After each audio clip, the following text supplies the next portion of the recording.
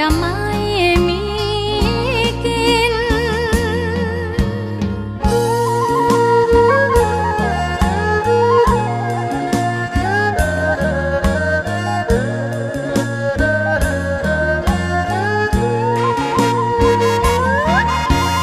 ท่วมแล้วท่วมอีกคนรักก็ปลีกจะคิดบ่อย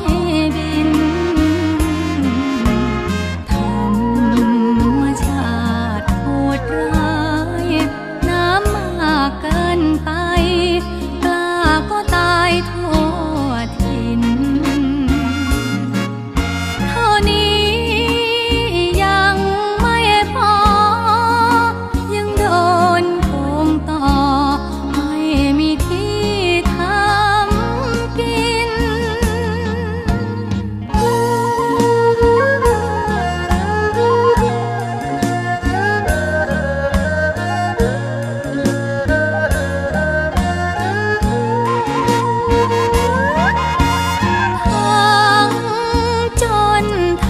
เจ็บ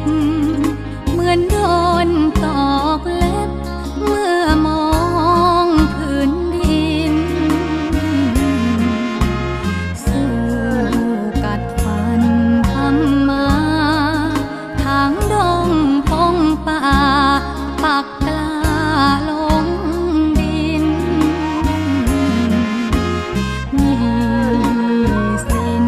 รุงรังต้นบ้างดอกบ้างเพราะกู้เขามากินช่วยไม่ได้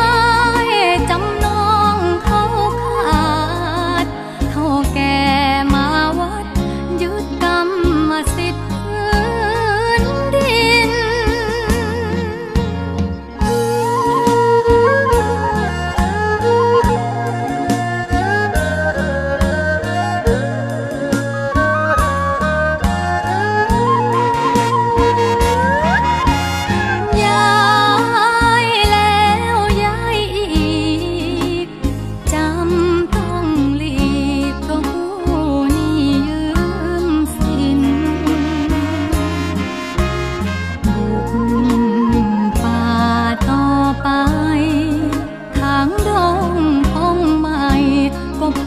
อาศัยทำ